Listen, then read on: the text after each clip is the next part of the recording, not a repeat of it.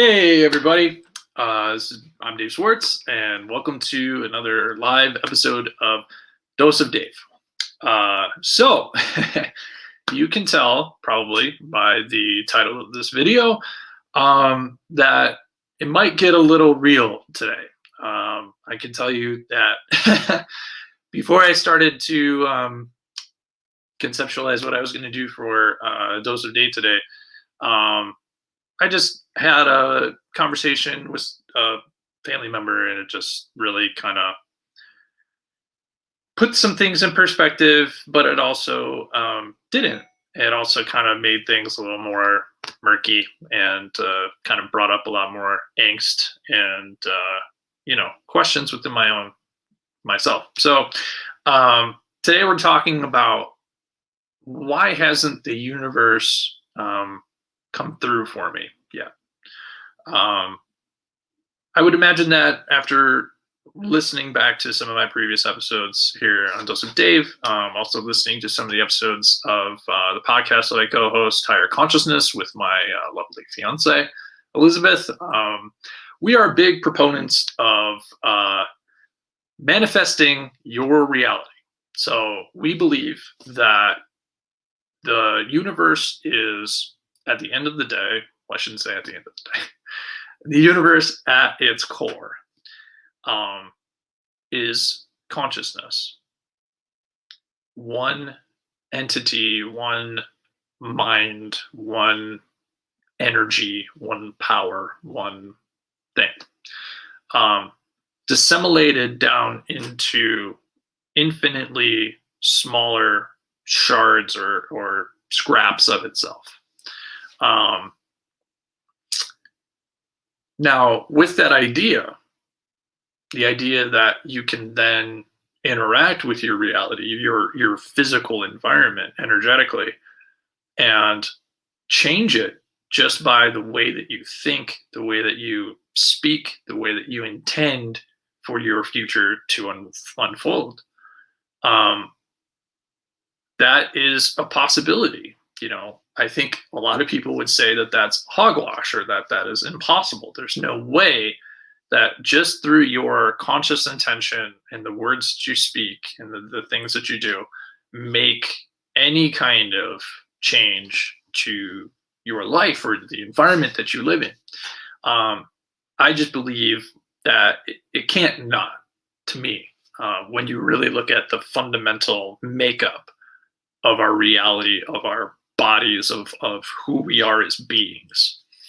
So in service to that, I have been making a lot of very difficult decisions that normally I wouldn't have made, and I wouldn't think that most people would make, because it's not traditionally done that way, or it's not something that is secure or going to provide you a level of safety within your own psyche, to prevent you from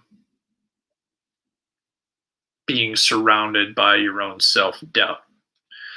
And, or I should say doubt in general, lack of faith in your belief.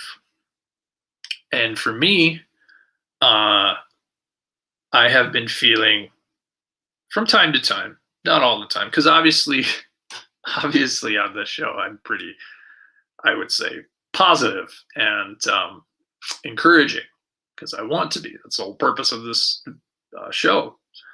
However, today I wanted to showcase the other side, which I don't necessarily talk about very often. I don't think anybody really talks about very often, which is very personal. It's emotional. It's seen as traditionally a weak trait to have, expressing yourself in an emotional state, kind of venting, your own angst. However, it's still part of it. It's still part of being a human being here. I think in order for us to grow, we have to go through challenges in order for us to understand how strong we can be, how how we can overcome things that are seemingly impossible. I mean, this is I'm going to start with a very mundane example, but yesterday I was mowing the lawn. Well, I was going to mow the lawn, and I realized that the last time I mowed the lawn, one of the wheels had become quite loose. So before I started to mow the lawn, I had to siphon out the gas and make sure I could flip it upside down and start trying to fix it. And it got to a point where I was very frustrated and I didn't quite understand how I was going to fix it.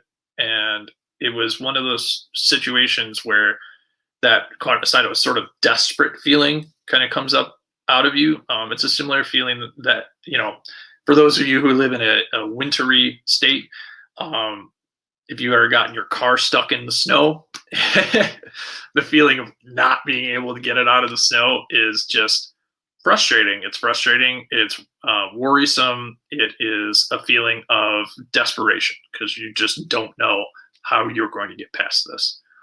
And in those moments, finding the strength, finding the pause, finding the focus within yourself to be able to move through that, to push through that, is what I'm talking about when I talk about finding the strength, finding that part of you who believes that you can do this, believes that you can get past this. Because it's not just, tiny things like that every day. Sometimes it's larger things, much larger things that you didn't expect.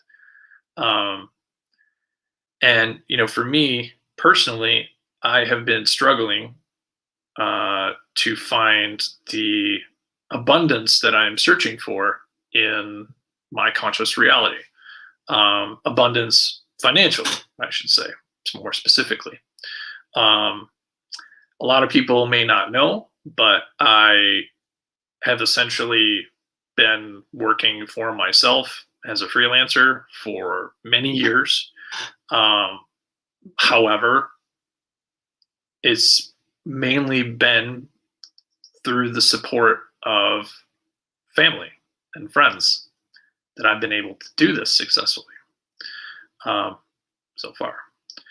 So, again, many people don't know this, but I lived with my parents for quite a long time after I had decided that I was going to quit my cushy marketing job and start out in this comic book career. And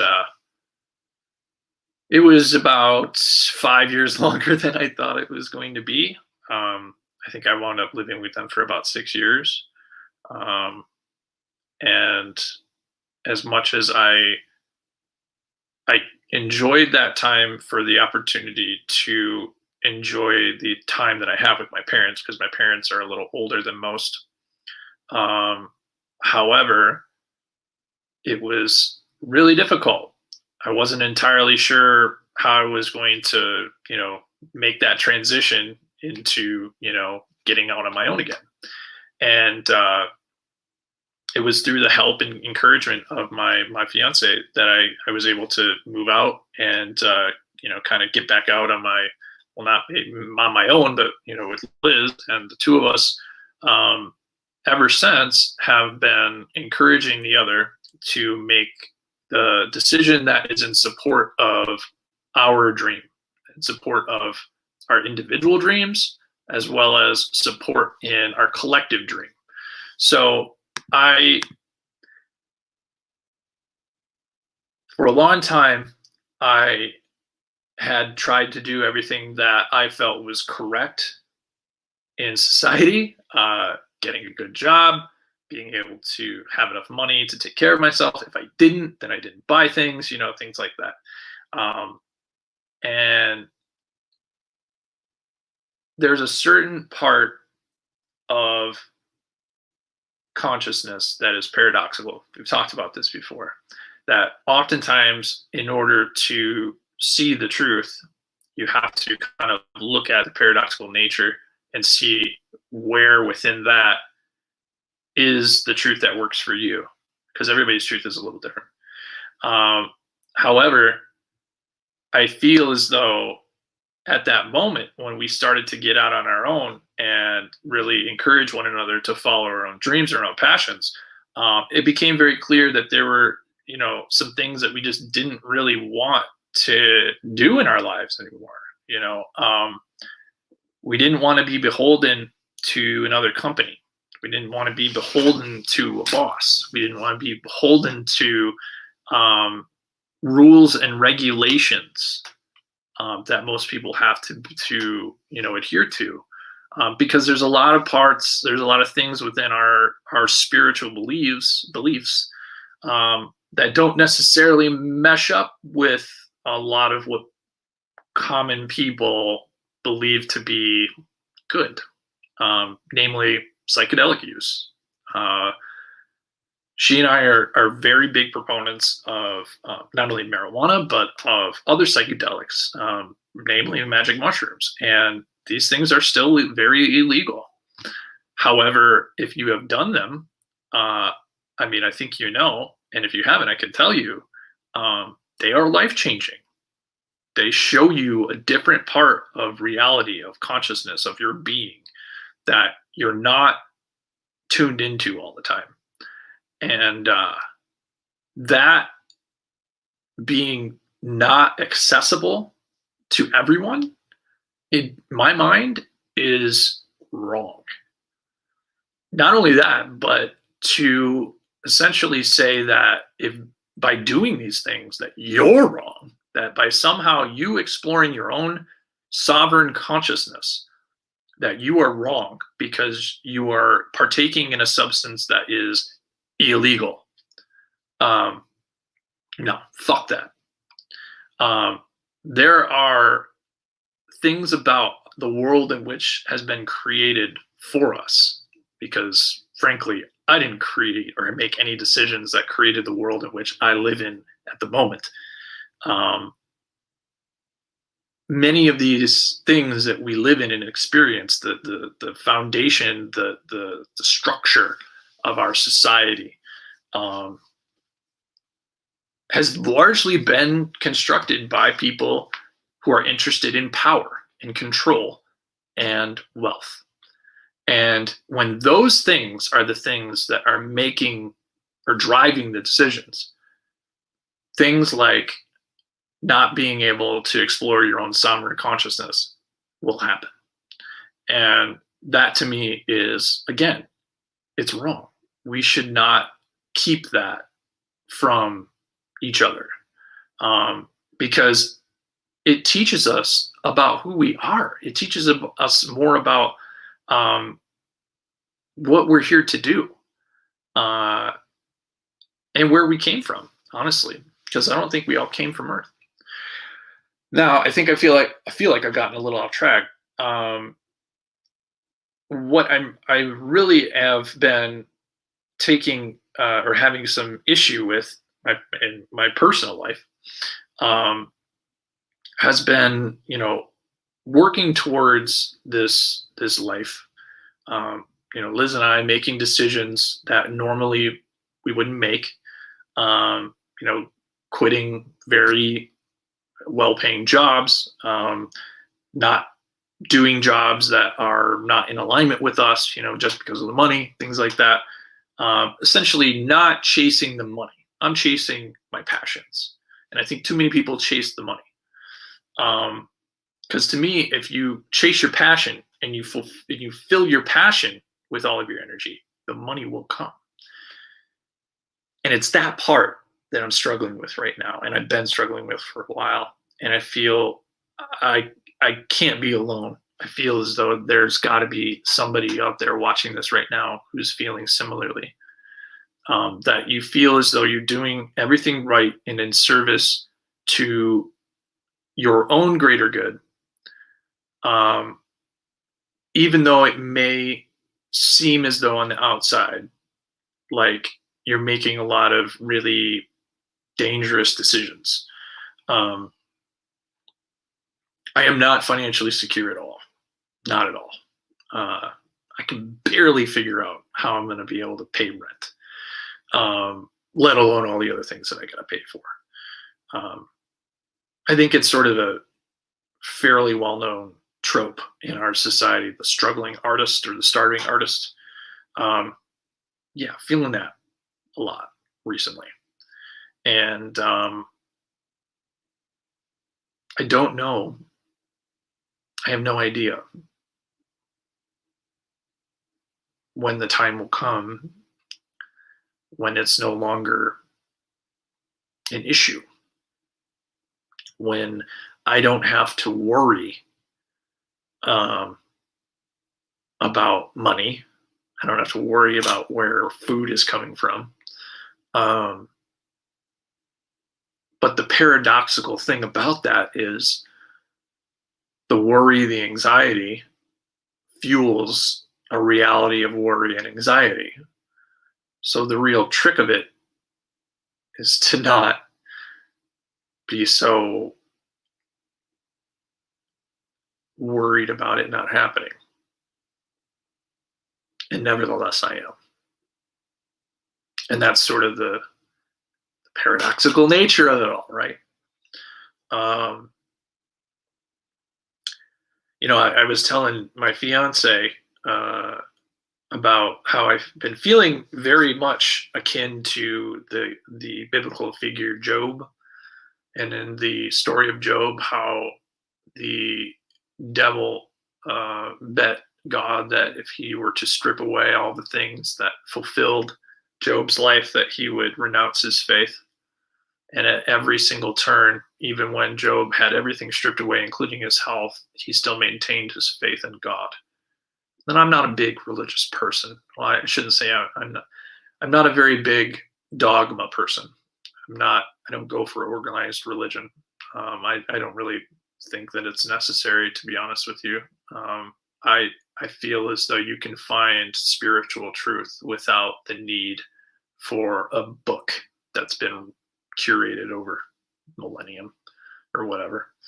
But with that story of Job, it just sort of stuck out to me recently, because that's how I've been feeling. I've been feeling like I've made every decision that I could in service to a reality that I want for myself, and it's not like personally, I don't feel like I'm asking for a lot, or I'm trying to envision or dream for a lot in my life. I'm just wanting to be supported in the work that I do, and I don't want to have to feel as though I need to work for someone else or do some 9-to-5 bullshit job that I hate in order to be able to afford the space and the time and the things that I want to actually enjoy my life with. When I worked that it wasn't even a 9-to-5, it was more like a 7-to-7 or a 7-to-9, At a certain point, the job became more of my life, and it prevented me from having any time or any energy or any drive to do anything else. And that's one of the things that I've been asked a lot by a lot of people is, Dave, why can't you do both? Why can't you, work a 9-to-5 job like the rest of us, and then on your off time, go home and, do all this other painting and drawing and creative stuff. And there are people that do it. I did it for a while with my freelance jobs, because there was a while there where I was working kind of 9-to-5, doing freelance, doing storyboards and doing other, things. But there's just something about the mindset of the creative energy of it all that I can't do both. I just can't. It just doesn't work for me. It's one or the other. And right now, I wish I could say that I have full faith, because honestly, I don't. It's hard for me to say that, because I'm putting the show together. in service to the greater ideas that I have to share, the inner guru, I would say. But right now, the guru isn't really able to connect to all of the wisdom. The guru is struggling. And oftentimes, I don't think gurus or anyone that is trying to offer advice like I'm trying to really come out here and explain that I'm a human fucking too. And there's a lot of days that I don't feel like Dose of Dave guru guy. I feel like I am completely lost, completely confused. My faith is shaken. And I'm not entirely sure how to move forward. And I'm in one of those moments right now, today, this morning. And I wish I could, come on here and be very happy and upbeat and positive and encourage you to see the lighter side of life. But right now, I'm not quite there. And I wanted to record this today and talk about this because I wanted you to also hear me say that is okay. It's okay to not be perfect all the time, to not always be on, to not always have the best advice, to not know what to say, to be just as lost as the rest of us sometimes. And I think the only remedy that I really have right now is time and the knowledge that this too shall pass and that the only constant in the universe is change. So I will have something that changes, and I will have to deal with that at some point. And it could be a positive change, it could be a negative change. I don't know yet. But at least the one thing that I can say that I have done in service for myself this morning to try and help myself to get out of this is to do this. Because I was going to cancel the show. I was not in a mood. But in the moment, I said to myself, no. Even if you're not in the mood, that's all the more reason to do the show and to talk. Because there might be somebody else out there who's in a similar spot and needs to hear that there's someone else out there in a similar spot. So we're all in this together. We all need to remind ourselves of that more often, especially when we're in a low spot. Because when we're in a low spot, it oftentimes feels like we're the only one there. And that's not the case. Because there are plenty of other people around the world who are right there with you and probably dealing with something a lot more difficult. I mean, one of the things I was reminded of this morning was the condo collapse and how there's another hurricane headed their way. Could be a lot worse. So, I know today has been a little bit of a downer, but it's important. I think that not every Dose of Dave episode is going to be as jovial as some of the others, but I think it's nevertheless important to share when you are not feeling it and talk out some of the reasons why. And maybe you can find some comfort in some of that. Venting is a good thing. Don't try to keep it all in. All right. I think that's all I got for today. We had a great time with the art show last weekend. I think that went off really well, the best that it could, given the rain situation. So I want to just do a shout out to those who did watch live with us. It was really great. And those who watched afterwards, I thank you for, wanting to check it out. If Again, if anybody is interested in purchasing any of the paintings from the event, you can go to my website, daveswartzart.com. I believe it's daveswartzart.com/paintings. But it's in my online shop. If you guys want to take a look at what is available, I've already had a couple sell. So some of them aren't available anymore. But if you're interested in purchasing any of those paintings from the show, you can do so on my website. I'm also going to keep my Confederate Monster Indiegogo open for a little bit longer. I noticed that there's been a couple late stragglers that have come aboard the last couple of days, so I want to just still keep that open for any late arrivals that still have yet to hear about it and want to back the book.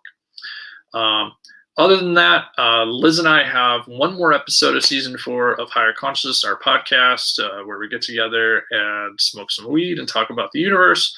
That'll be coming this Thursday, right before our first wedding next weekend. And then we're going to take a little bit of a break because we have several weddings. So, but we'll be back with season 5 sometime later on this summer, maybe in the fall. We'll see. But, all right, guys. Take care. Have a great weekend. And I will see you next Saturday for another episode of Dose of Dave.